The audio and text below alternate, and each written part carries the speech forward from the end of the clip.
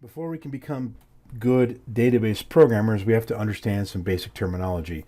And in the real world, whenever you're going to make a new database, the first maybe 2, 3, 4, 5, 6 weeks, a couple months, will be you spending time with everybody at the company you work for, asking them, how do they do it right now? How do you do this process right now? So you're eventually going to interview them and figure out how to convert that into a database. Or if it's a brand new company that doesn't have a process, you're going to be asking them questions about what kind of things they care about, what kind of things they want to manage, how do they set things up, and so you can create the database. So we're going to be spending the next couple lectures just getting to know the basics about how this stuff works before we write any code at all. And the first obvious place to start is with the basic vocabulary. So our plan today, we're going to learn some words, and then we're going to take a brief look at the introduction to the sample databases. And with the textbook that's required for this course, there are 3 databases in the course, or in the book, that we will use throughout the semester. And these are just fake made-up companies that represent different areas of different industries. And so we're going to learn about those today and learn about what some of these different key phrases are. So here are the words we want to look at. There's database, a table, a record, field, entity, attribute, relation, category, and DBMS. We're going to learn all of those in the next few minutes, all right? So the first one, which is obviously the big one, which is, what's a database? The whole purpose of a database is it's a place to put stuff. It's as it says, it's a structure that contains different categories of information, and then the relationships between those relations. Now, there are lots of different database models, but by far the most popular database model is what's called a relational database.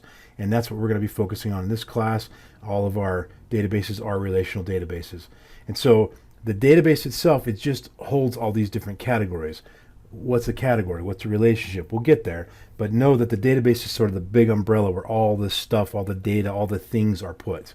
Some examples of that, if you look in the book, there's this company, it's a fake company called TAL Distributors.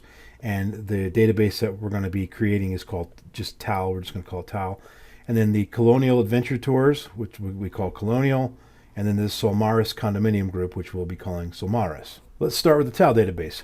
The TAL database is a fake toy manufacturing company. They make games and toys and things like that, and then they distribute them. I believe that the fake backstory for the company is that they're a warehouse that are like a wholesaler, or sorry, not a wholesaler, but a jobber. They make the products and they sell them. I guess they're a wholesaler too, but they sell them to retail stores. I think that's the basic idea of this company. So ask yourself this question: what kind of categories would a toy store care about? What kind of things do they keep track of? So if you want to pause the video for a second, see if you can answer that question.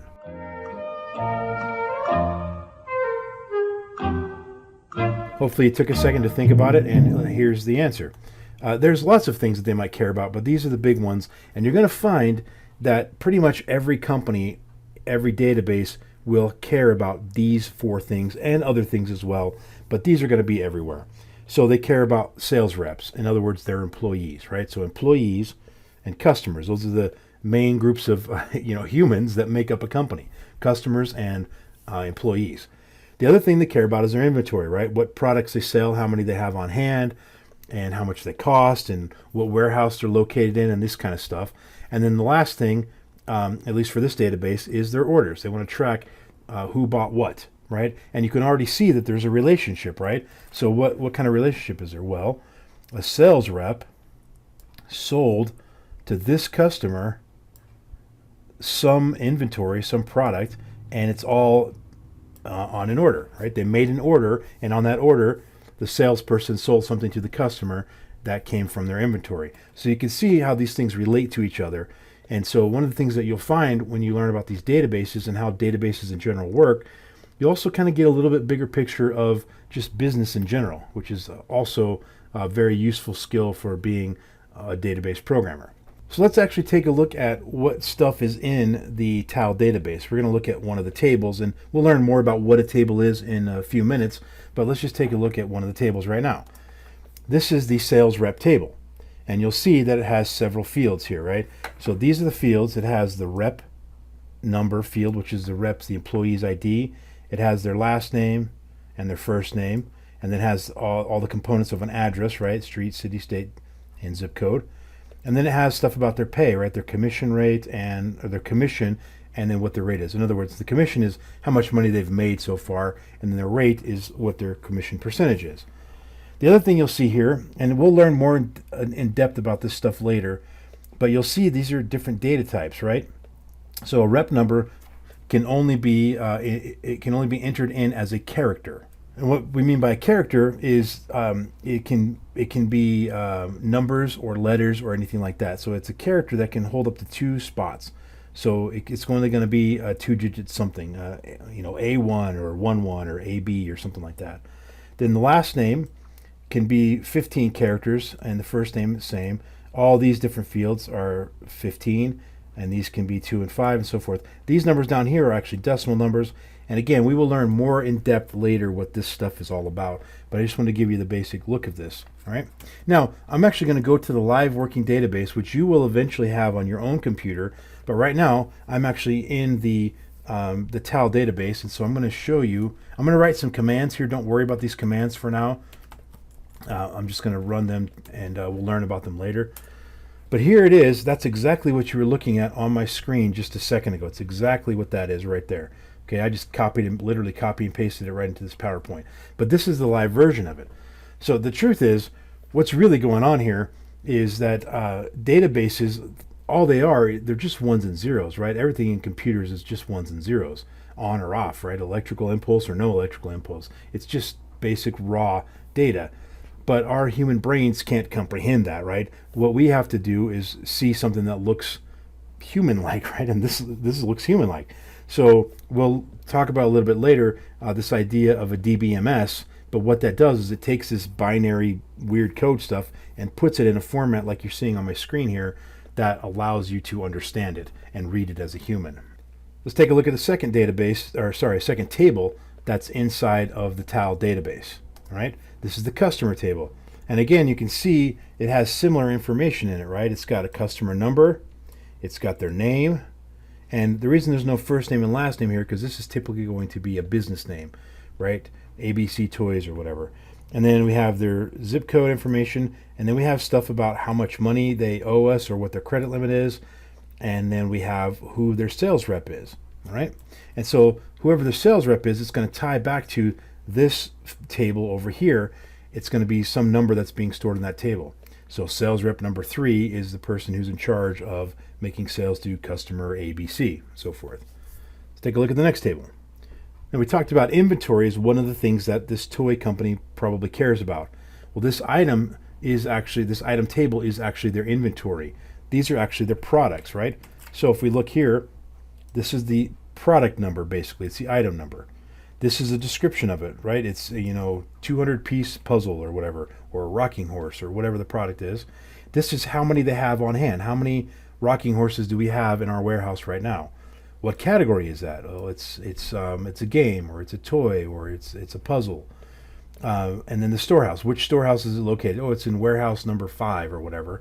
And then how much does it cost? So these are all things that we might care about in relating to our actual products. Next up, we have the orders table.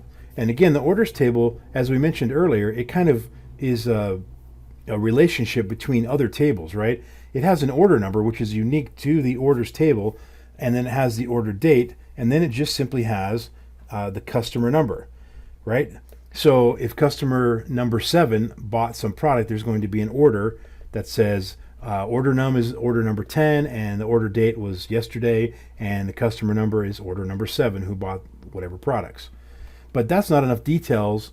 If you wanted to print out an invoice based on this data, you'd need some more information, right? Well, that's where this second table comes in, which is called the order line table. And you'll see here that the order line table has the order number, which is from that orders table we looked at on the previous screen. It also has the item number, which is the number of the product they purchased out of the item table. And then it has how many did they order. This guy ordered 5 guitars or 5 rocking horses or 3 puzzles or whatever. And then the price that was quoted them. And so the sales reps may offer them, hey, if you buy 20 of them, we'll give them to you at 10% off or whatever. So what price did the salesperson say? So all of this information tied in with this information here, right? If I have this order line information and this order information, I know who the sales rep was. I know who the customer was. I know what they purchased, how much they paid for it. I know everything. Now, how do I know the rep? Because I have the customer number. Well, if you remember in the customer table, what do we have? We have the rep number. And I can look from there, I can look in the rep table. So as you can see, all of these tables tie together nicely to form one database.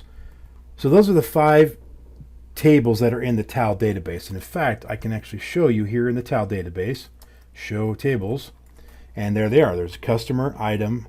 Ignore the item history. That shouldn't be there. That's something I created in a previous class. It'll probably the next slide, it won't be there anymore. But the order line table and the orders table. So let's just quickly look at describe orders, right? And now I can see those fields there that are in order table. So these are the 5 for the TAL database. Let's take a look now at the next database, which is the Colonial. Now, Colonial, it's an adventure tour company. These guys, you can hire them to book a tour. And again, this is a fake company, but you can hire them to book a tour to go, whitewater rafting or to go hiking or something like that. So stop and think for a minute. What kind of things would a company that does tours care about? What categories would they care about? So hopefully you paused the video, thought about it, see if you could answer the question, and here's what we got. Look familiar? Right? It's going to be the same stuff that you see all the time, right? It's the tour guide, which in this case, that's the employee. In the TAL database, the employees were called sales rep. In this case, they're called tour guides. Then we have customers, right? Employees and customers. And then we have the trip, which that's actually the product. This is the trip to the this XYZ mountain or some river or whatever. It's a trip to a specific place, but that's the product. That's what they sell. And you might argue that it's a service instead of a product, but same idea, right? And then you have the reservations. Well, the reservations is kind of like the order, right? When they call up and say, hey, I'd like to go on this tour on this date, and then the tour guide will make a reservation for you. That's basically, it's an order. So it's the same 4 things over and over again: customer, employee, product, purchase, or order, right? So this table, this table here is the guide table. And again, you'll see that has very similar information there. It has the guide num, which is the employee num, has their name, has their address, their phone number, when they were hired, has a little bit different data there. You can see their data types right next to it. And again, in future videos, we will look over what all this stuff means and what this field, this thing's all about and so forth. But for now, don't worry about it. So that's the guide table. Next up is the customer table. And the customer table, look familiar, right? It has a customer number, has a last name and a first name. Now the reason this customer database or this customer table has a last name and a first name and the TAL customer table did not is because TAL customers are actually businesses, right? XYZ toy company. Whereas this is an actual customer, like a person who's booking a trip. But the data is the same, right?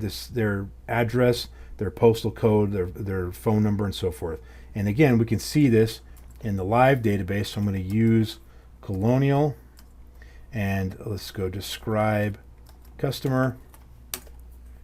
And there you go. You can see the customer database, which is exactly what you're seeing on the screen here. Next up, we have the reservation table. And in the reservation table, it's the same idea. This is like the order table in the previous database. You have a reservation ID, which is essentially the order ID. Then you have a trip ID. Which trip are they going on? We're going to look at the trip database here in just a second, right? But right now on the reservation one, each trip has an ID. The trip for the whitewater rafting in Colorado is trip ID number 17 or whatever, right? So this would have the reservation ID, the trip ID, what date will the trip be, the number of people that are going to be on the trip, and then how much did the trip cost, other related fees, and then what's the customer number, okay?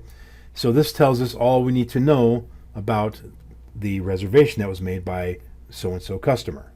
Next up, let's look at the trip table, right? And the trip table is actually their product, right? Much like the item table in the TAL database. And just like every other product database, you're going to have a product ID, or in this case, we call it a trip ID. You're going to have a name. You have a start location. Like this one is a snow trip, and it starts up in the Utah, right? Salt Lake City, Utah, greatest snow on earth, right? What state is that in, right? How long is the trip? What's the maximum group size? Maybe there's a limit. You can only, if you're going to take this particular trip, you can only have no more than 10 people. What type of trip is it? It's a ski trip. What season? It's only in the wintertime, probably. Or actually, with Salt Lake these days, maybe it's in springtime or even summer. Who knows? But that's the basic idea, right? It's just stuff, it's information that you would care about that relates to the product itself, the trip itself. Okay, the trip is the product. The next table is called the Trip Guides table, and this has the trip ID and then the guide number. So the trip ID is what we just looked at here, and then the guide num comes from whoever the guide is. So this is a really brief table to look at and say, oh, guide number 73, that's Bob Jones. He is going on, he's the in charge of, I should say, he's the guide for trip number 3, which is the hiking trip up in Utah mountains or whatever, right? And so this just quickly tells me at a glance the guide number and the trip ID, and who does what. So let's look at this in a real situation here. Let's do select star from trip guide. Is it guide or guides? Guides. There we go. Okay. Now don't worry about these commands I'm typing. Don't worry about that. We're going to learn all that later. But this is simply saying that whatever trip ID number 1 is, let's look and see what that is. Select star from trip. Ooh, ugly data. So trip ID 1 is Arethusa Falls in New Hampshire, right? And so we're saying that the New Hampshire trip is guide GZ01 is in charge of that. Okay, well, who's that? Select star from guide. Guide. Yep.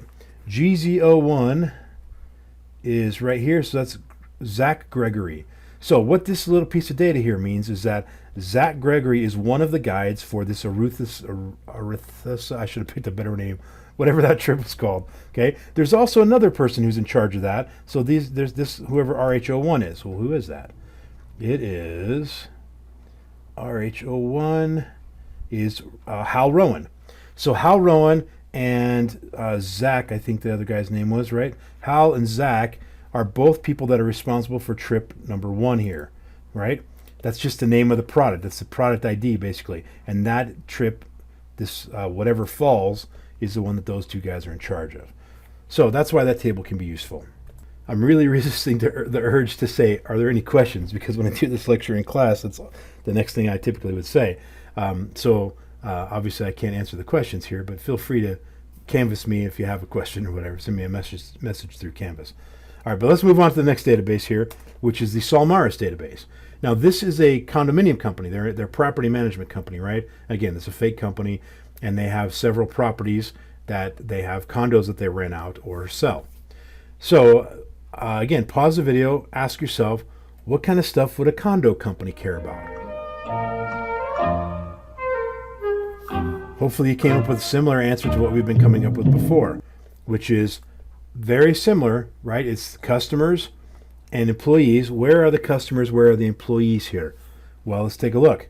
Actually, they don't actually have the employees here. This one's a little bit unique. They're not really interested in the employees. To be honest, if I were running a condo company, I'd probably want to try out the employees too. But for this one, they're not. But they do have owners. Well, who are the owners? That's the customer. That's the person who bought the condo. Then they have the condo itself. Well, what is that? The condo is the product, right? It's the item, like in the TAL database, it was called item. In the Colonial Database, it was called the trip. And here it's a condo. It's a physical product. They also sell maintenance. And now they may or may not sell the maintenance, but it's part of the deal that goes along with the condos. So they want to keep track of every time they do maintenance on a particular condo. The last thing that they care about in this particular database is the location. Where is the location of the condo? Maybe they've got a set of condos in Colorado. Maybe they have one in Florida. Maybe they have one in Connecticut. They might have them all over the country. So which location does this owner own this condo, right? All right, let's look at the location database, or the location table. I got to keep my terminology straight. Sorry about that. The location table in the Samaras database. So the location table holds a few pieces of information, right? It holds the location number and the location name. So this is the Sandy, Utah location, or the South Florida location, or whatever, and each of those have their own unique ID, which is what that location number is, and then it has the physical address of the property, and by the property we're talking like the whole property with all of the units on it, and then the zip code, right? And that's all they care about for the location table. Next one is the owner table. And again, this is just a customer table, right? It's got the owner number, it's got their name and their address. Pretty typical stuff of a customer. The condo unit, again, this is the product, right? Condo unit, condo ID here, that's basically the product ID, product number, right? Then the location number, well, this is condo unit, 77B, and it's located in the Orlando, Florida, West Florida condo locations, and it has a unit number, and it has how many square feet, how many bedrooms, sorry about that, bedrooms, baths, what the fee is, who the owner number is, who owns it, and so forth. So it has all the information related to a condo that we would care about. Next one is called the service category. Now keep in mind, a second ago when I said what things does the condo company care about, I never said anything about a service category, right? I said maintenance, owners, locations, and the condos themselves. Well, where's the service category come in? Keep in mind that when we think of the categories that a company cares about, it doesn't mean that's going to be the tables. That one category might require 3 or 4 tables, and that's the case here with the maintenance. The maintenance is going to require 2 tables, the service category and the service request. We'll talk about the request in a minute. Think back to our TAL database. The purchasing of a product had the orders table and the order line table, right? In the Colonial Database, you had the trip guide, trip_guide. You also had the reservations table. These things all work together to manage the trips or to manage the reservations and so forth. So just because you only have 4 categories doesn't mean you're going to only have 4 tables. All right, so the service category, what is this? Well, it's pretty straightforward, and we'll look at the actual data in a few minutes, but it's pretty simple. The idea of the service category is if I need to have one of the customers needs service on their condo, what kind of service is it? Is it air conditioning repair? Is it heating repair? Is it plumbing? Is it roof maintenance? What is it? And it's simple. There's just a list of about 7 things that they do, and they each have a number and a description. That's all there is to it. The service request actually keeps track of the actual requests. So, the condo ID number 77 calls up and says, hey, I need to get my air conditioner fixed. So what do? They find the category for air conditioner from that previous table, and they put, air conditioner, that's category number 2. And what's the description? Well, the air conditioner fan won't come on. And I should leave my personal life out of this, right? That's why I'm talking about the AC, because it's 80 degrees in my house right now. My AC's busted. We got a guy coming out to fix it. Anyway, then we have the status. What's the status of the repair? Has it been ordered? Has it been fixed already? What do we estimate it's going to take? Like 5 hours, 3 hours? How many hours did it actually take? Or better said, how many hours have been spent so far? When's the next service date going to happen? And this whole thing, all this stuff here, I should make a better square. Let me try that again. All of this stuff right here, it's all the service request, and it has its own unique ID. This unique ID will represent one whole service request. So that phone call I made to the maintenance office, they're going to make a new entry in their database, and it's going to have a new ID for this one request, this one phone call, and have all these details stored in it. So that's the big picture of what is a database, and we did talk a lot about tables as well. But remember, a database is just a place to house the categories, right? These tables are subsets, if you will, of the categories, right? Each database had a few categories, a customer and employee and so forth, and each of those categories maybe had 1 or 2 tables associated with them. So now let's look a little bit more about what exactly is a table. Well, a table, again, these are all structures, right? A database was a structure that holds the categories. Well, a structure, in this case, for a table that contains the data for one of the database categories, right? So we looked at just briefly, let's go back to the TAL database, and we'll say describe TAL, not TAL, rep. Okay, we described it, we looked at the rep table for the TAL database, but we didn't look at is the records. Select the records from there, okay? These are the actual records. This is the actual data. There's an employee named Rafael Campos. His employee ID is 15. That's his address. That's how much money he's made so far. That's his rate. And so on for the other 3 employees. That's the actual data. So the idea of a table is it's a place to hold that data. Now remember, all it really is just ones and zeros stored in the database, but we have a database management system, DBMS, that lets us see it in this human readable form. Okay? But all it is just, and this is just a picture that we'll learn a little bit more about what these pictures mean later, but I just wanted a little sort of placeholder picture for the table slide. Okay? Each table now has a specific number of columns, right? Look, here's the columns, right? It's the rep column, the last name column, the first name column, street, so forth. I'm just going to square the whole thing. But each one of those, that's a number of columns. Well, notice that's what I have up here, right? That's the rep, the last name, first name, all of those columns there. There are 9 columns in this particular table. So notice what it says over here, that it can have a specific number of columns, but can have an infinite number of rows, which is true. I can just keep adding more employees, right? Right now I have 4 employees, number 15, 30, 45, 60. We're going to add a new employee named Beavis Jones, and his employee ID is going to be 75, and then we can add his buddy Butthead, and his employee is going to be, his number is going to be, I don't know, 85 or whatever. By the way, a little tangent here. Turns out that these days people don't know who Beavis and Butthead are. So look those guys up. They're ridiculous cartoon characters from the 90s.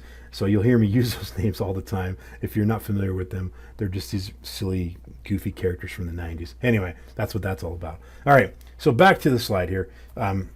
Let's take a look now at these rep table, which we just did. And then the structure here we've already looked at. And then I just showed you the actual records here, right? I just pulled it up in the live database, okay? So we can now see side by side here.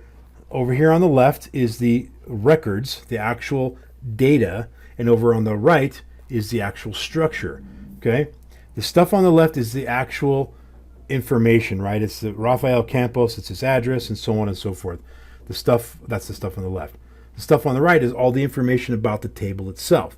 A metaphor that I often use to help wrap your head around this, think of the table structure as like a house, right? A house has several things in it. It has a room, it has a bedroom, a bathroom, it has a living room, it has a kitchen, right? That's the structure. Well, what's in the house? Well, the people. The people are the records, right? And so this right here is just, these are the people, right, inside of this house right here. Right, I should be able to draw a triangle right there, make it a house. Okay, so this over here on the right, this is the structure that holds the stuff right here. Another one of our terminology things that we have to be thinking about is what exactly is a record, right? I've already kind of said that it's the people in the house, but let's take a look a little bit more in depth here.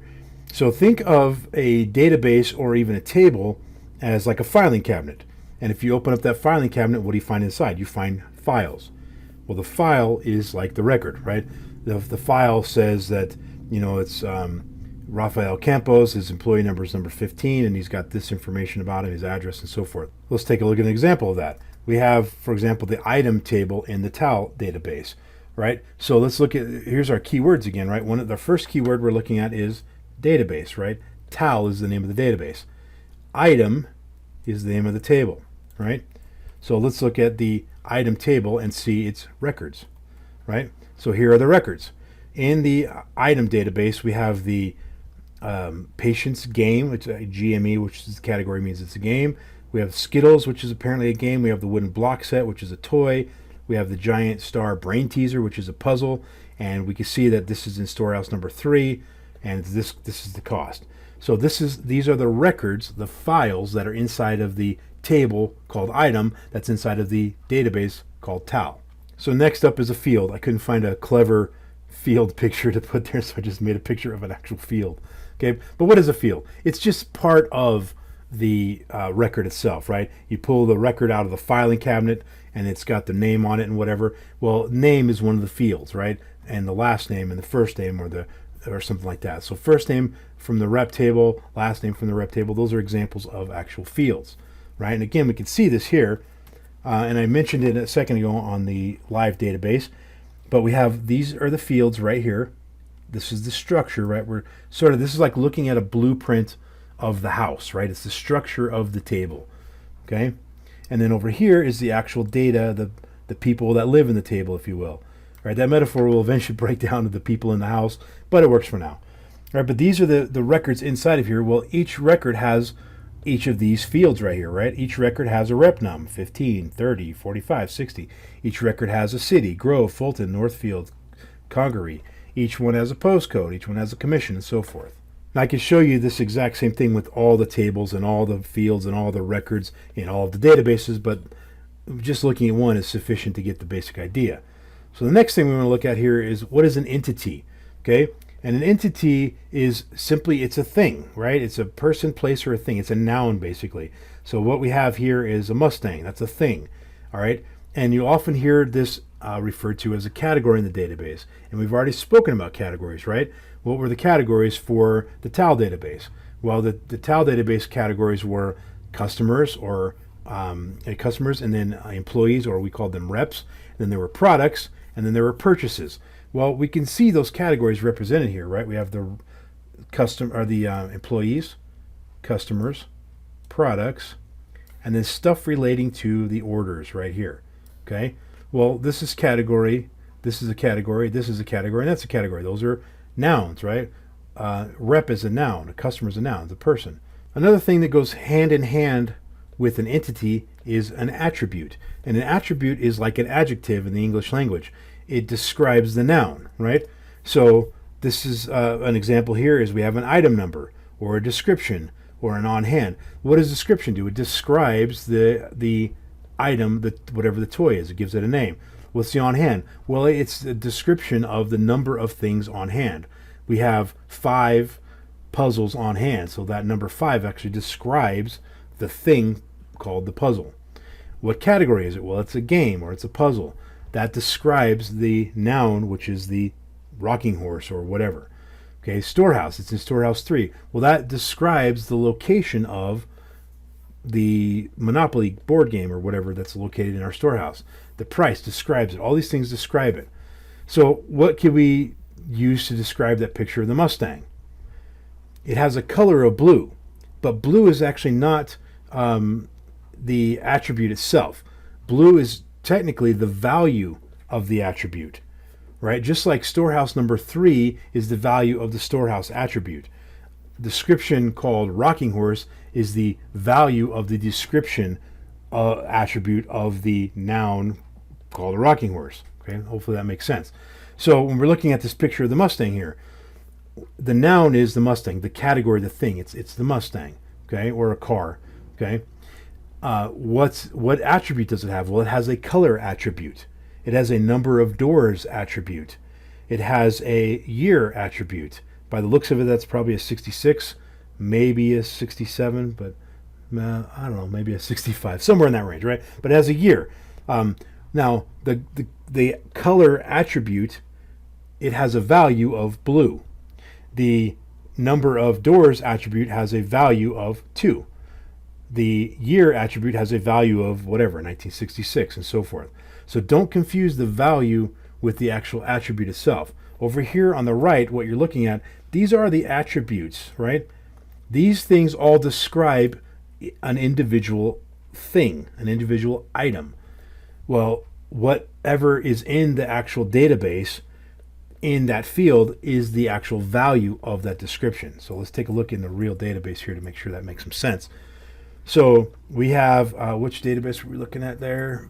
That was the TAL item database table. Okay, so select star from TAL. Okay. Oh, I keep doing that. It's not TAL. Sorry about that. It's item. I don't know why I keep typing TAL. This is the database name. Okay, so look at what's going on here. These are the actual values here. And what we're looking at is, what is the attribute, right? The attribute is the item number. This is the attribute, or the description, or the on hand. Okay, well, what is the value of the item number? The value of the item number is AH74. That's the value of this whole thing here, right? It's the value of this attribute that describes this whole noun right here. This whole thing is one noun. It's a game called Patience. Well, what do we know about it? We know this attribute's category's value is game. We know its storehouse attribute is 3. We know its price attribute is 22.99. Think of a human being, right? Human beings, you have an attribute called height. My height attribute value is 6 foot, right? My hair color attribute is none because I have no hair. I'm bald, right? My so on and so forth. Your eye color attribute is blue or whatever. So this is the same idea. If I had a record, let's go to select star from rep. These are people. Maybe I was keeping track of information about the person rather than their address. So I might have in here, instead of street, I might have hair color, blonde, eye color, blue, whatever. But right now what I have, this attribute, street, is describing this whole thing, which is the noun known as Rafael Campos. Rafael's value for his street attribute is 724 Vincent Drive. All right, hopefully I've beaten a dead horse there and you get it. Okay, next up, let's take a look at what is a DBMS. Okay, database management system. When do you use a database? In this class, we're going to be using it raw on the command line. You're actually going to install on your computer a real live database server on your machine. And in the real world, that's what you'll be interacting with, is a database server on a local machine. However, think about if you've ever gone onto a website, like say Amazon, for example, and what happens on Amazon? It loads up, pictures of products or descriptions of products. Well, where is that information coming from? They're pulling that out of a database. But where are you looking at it? Well, you're looking at it on an app. You're looking at it on Amazon.com, on a website, or maybe you're looking at it on a phone, or maybe you're using some sort of app on a phone or on a tablet or whatever. Maybe you're using a program that's installed on somebody's computer. Maybe at a doctor's office, they have a special program on the computer to keep track of patient information that ties to a database, but they're using it in an interface, right? So what's going on here, we have these are different types of interfaces. These interfaces connect to a database management system through what's called an API here, an application programming interface. That's just a fancy way of saying that this thing can talk to this thing, right? So this app that a programmer might build, and you might be that programmer, you won't learn that in this class, but you might be that programmer. That's what I did for a living before teaching. And so I use that to tie into this DBMS. So what's this DBMS do? It's just a way to interact with the database itself. Well, what's the database? It's just raw ones and zeros. But the problem is I, as a human, can't read the raw ones and zeros, so I need it to be in something a little bit more legible. So this DBMS gives me this, and that's exactly what I'm looking at here. What I see on the screen here is a command line database management system. Lets me see the database in a human readable form. It's taking this triangle stuff over here, right here on the left, which is just the ones and zeros, converting it to something a little bit more user-friendly so that I can read it. And then also so I can interact with it through some API, through some program I'm going to write. Maybe I wrote a PHP website, maybe I wrote Amazon, and it ties into my database. So that's the basic idea. What is a DBMS? It allows a bridge between the actual raw data and the program that's going to be accessed in the database. That's the short version. A little more to it than that, but that's the basic idea. Okay, last thing we're going to look at here. Again, with this database management system, there's lots of different ones, right? The one we're using in this class is MySQL. It stands for MySQL, and SQL meaning structured query language. But another one that I'm very familiar with that I've used in the past for years is SQL Server, which is also known as MS SQL, which is Microsoft's SQL or structured query language. There's Postgres, Oracle, Microsoft Access, DB2, SQLite. There's tons of different ones. All of these are different apps that we can that allow us to interact with the actual raw ones and zeros in some sort of a readable format. Some of them are command line looking like this. Some of them are much more graphical user interface looking, like if you've ever used Microsoft Access. It's a very graphical user interface way of seeing a database. So that's the big picture here. Hopefully that makes some sense. We've covered a whole bunch of topics: databases, tables, fields, categories, entities, attributes, and so on and so forth. Hopefully you have a little bit bigger picture of what exactly is going on with the sort of structure of a database.